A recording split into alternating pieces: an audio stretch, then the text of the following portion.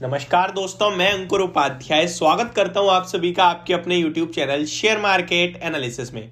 दोस्तों यहां पे आप सभी के साथ बात करूंगा आज के बड़े हादसा यानी कि अलर्ट, यानी कि आप कह सकते हैं जो बड़ी गिरावट आज आपको जहां पे क्रैश देखने को मिला है, Bajaj finance and Bajaj Finserv. सबसे पहले तो ये गिरे क्यों है आपको शायद अभी तक पता चल गया होगा। इसके बाद आपको क्या करना है ये समझ नहीं आ रहा होगा। जो इन्वेस्टर्स हैं और जो ट्रेडर्स हैं दोनों के लिए अलग अलग राय है, लेकिन ये स्टॉक बहुत ही ज्यादा कहीं ना कहीं आप सभी को जो रडार पे रखना चाहिए वो बन चुका है। अभी हाई बीटा काउंटर है, कोई भी खबर होती है उस पर हैवी रिएक्शन आता है और आज के सेशन में नेगेटिव रिएक्शन आता हुआ देखा है आप सभी ने। इसी के स्टॉक के बारे में बात करते हैं, तो चलिए दोस्तों वीडियो को आगे बढ़ाते हैं। सबसे पहले मैं आपको बताना चाहूंगा बजाज फाइनेंस, हालांकि बजाज फिनसर्व में आज कोई खबर कुछ भी नहीं था लेकिन फिर भी गिरा है। वो रीजन ये है कि ये दोनों कहीं ना कहीं एक ही तरीके से चलते हैं, एक ही रूप में काम करते हैं। बजाज फाइनेंस को बजाज फिनसर्व का बेटा भी कहा जाता है, वो इसलिए क्योंकि जो बजाज फाइनेंस में जो बजाज फाइनेंस है उसमें बजाज फिनसर्व लगभग मोर देन 50% तो बजाज फिनसर्व भी होल्ड करता है। तो इसी के चक्कर में जो रिएक्शन है दोनों में ऑलमोस्ट सेम आया है। अब आप अगर किसी चीज में पैसा लगाओ वो डूब जाए तो आपका भी तो लॉस होगा ना, तो सेम बजाज फिनसर्व भी फॉलो होता हुआ दिखा है। खबर थी बजाज फाइनेंस के लिए, यहां पे आगे की ग्रोथ को लेकर थोड़ी कॉशियस मूड बना और जो Q3 के अपडेट आए वो बाजार को बिल्कुल पसंद नहीं आए। स्टॉक इसी के चक्कर में लगभग 7.5% आज के सेशन में क्रैश होता हुआ दिखा है। ये तो अभी तक का हाल था जो हो गया है। सवाल यह कि आगे क्या करना चाहिए, क्या हम इस स्टॉक को अपनी पोर्टफोलियो से बाहर कर दें या फिर ये हमें गिरावट में खरीदारी करने का मौका दे रहा है। आप सभी को पता है बजाज फाइनेंस लॉन्ग टर्म में एक मल्टी बैगर स्टॉक है जिसने बहुत बड़ा पैसा बना के दिया है। अगर आप कोई भी इलेक्ट्रॉनिक प्रोडक्ट या फिर कोई भी बाहर से जब शॉपिंग करते हैं कुछ, तो अगर फाइनेंस की बात आती है तो दुकान वाला शॉपकीपर आपके पास सबसे पहला ऑप्शन जो देता है वो बजाज फिनसर्व या फिर बजाज फाइनेंस का ही देता है। यहां पे कंपटीशन के मामले में ये लोग बहुत हायर लेवल पे खड़े हैं इस समय। बजाज फाइनेंस आपको हर जगह इजीली अवेलेबल है और टॉप ऑफ द लिस्ट रहता है कहीं ना कहीं, तो कारोबार तो कहीं से कहीं तक कोई दिक्कत नहीं दिखती है। अब मैं इस स्टॉक को थोड़ा सा फंडामेंटली समझाने की कोशिश करता हूं, उससे पहले आपको टेक्निकल लेवल्स बता दूं। आज 6100 पे क्लोजिंग आई है स्टॉक की। 6000 रुपए एक सपोर्ट आएगा और उसके बाद 5800 पे एक बड़ा सपोर्ट है। बीच में भी स्टॉक गिरा था, अराउंड 5400 से रिकवरी बनी थी और उसके नीचे डायरेक्ट 5200 के लेवल्स आते हैं।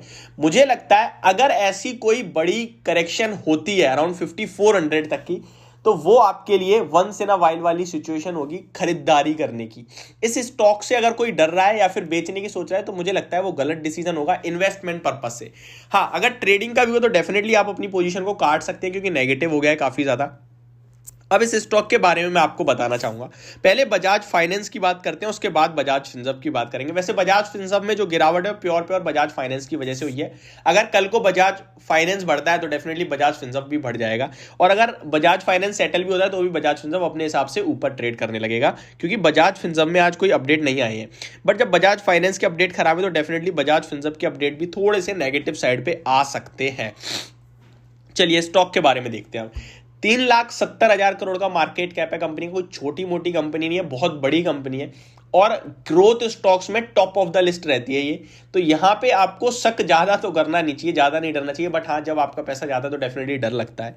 स्टॉक का 52 वीक हाई 8000 का है, 52 वीक लो 5220 रुपीज का, यानी कि 52 वीक हाई से अच्छा करेक्शन में मिल रहा है आपको, तो कोई दिक्कत नहीं है। ऐसा भी नहीं कि हाइस पे खड़ा है और करेक्शन स्टार्ट हुआ है, नहीं, ऊपर से करेक्ट हो चुका है ऑलरेडी अच्छा खासा।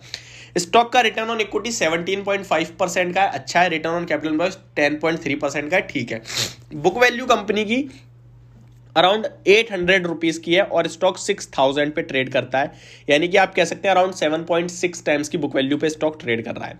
इस शेयर के बारे में बात करें तो 2 की फेस वैल्यू है। इस स्टॉक का अगर पीयर कंपैरिजन करें तो बजाज फाइनेंस 37 के पीई पे है, बजाज फिनसर्व 42 के पीई पे है, जिसमें इनकी वैल्यू बहुत तंगड़ी है तब ये इतना मिल रहे हैं। अगर आप कंपेयर करें बजाज होल्डिंग्स, चोलामंडलम फाइनेंस या फिर श्रीराम फाइनेंस या फिर आप एसबीआई कार्ड से, तो वो भी ऑलमोस्ट इसी पीयर पे ट्रेड कर रहे हैं। हालांकि श्रीराम फाइनेंस थोड़ा नीचे ट्रेड कर रहा है, बाकी एसबीआई कार्ड 35 के पीई पे मिलता है आपको, चोलामंडलम इन्वेस्टमेंट एंड फाइनेंस 24 के पी पे मिलता है। तो अपने लेवल के हिसाब से वैल्यूएशन भी ठीक है, कोई कमजोर कोई महंगे नहीं है, ठीक है। अगर कंपनी का कंपाउंडेड सेल्स ग्रोथ देखें तो 3 साल की 26% है, 5 साल की 3 साल की 20% है, 5 साल की 26% है। प्रॉफिट ग्रोथ देखें कंपनी की तो 5 साल की लगभग 31% है और 3 साल की लगभग 21% है। तो कोई दिक्कत वाली बात यहां भी नहीं दिखती है। शेयर होल्डिंग पैटर्न भी बहुत इंटरेस्टिंग है। प्रमोटर्स 56% होल्ड करते हैं, एफआईआई 20% होल्ड करते हैं, डीआईआई 12% एंड गवर्नमेंट के पास कुछ भी नहीं, पब्लिक लगभग 11% होल्ड करती है। तो मैक्सिमम तो बड़े लोगों के पास है, तो हमें डर कम ही लगना चाहिए इस स्टॉक में। बस आप इतना समझ लीजिए गिरावट में स्टॉक आपको अपॉर्चुनिटी दे रहा है। अगर आप चार्ट खोल के देखेंगे तो 1 साल 2 साल का ना देख के 5 साल 10 साल और लाइफ टाइम का देखोगे तो आपको समझ में आएगी इस स्टॉक ने कितनी बड़ी वेल्थ बनाई है।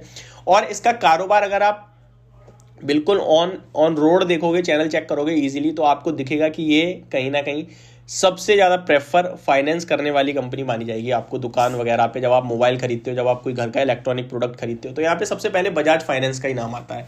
तो मेरे हिसाब से डरने घबराने की कोई जरूरत नहीं है। ये जो करेक्शन है ये आपको अपॉर्चुनिटी के रूप में ट्रीट करनी चाहिए। जिसपे है ऑलरेडी एवरेज करने के मौके ढूंढे, नहीं है तो गिरावट में खरीदने के मौके ढूंढे। ट्रेडिंग का व्यू है तो अपने रिस्क के हिसाब से, रिस्क मैनेजमेंट के हिसाब से स्टॉप लॉस को फॉलो करें। बस इतना कहना चाहूंगा। तो ये होगी मेरी वीडियो। होप आपको समझ और पसंद दोनों आई होगी। Thank you so much for watching this video. Have a great day guys.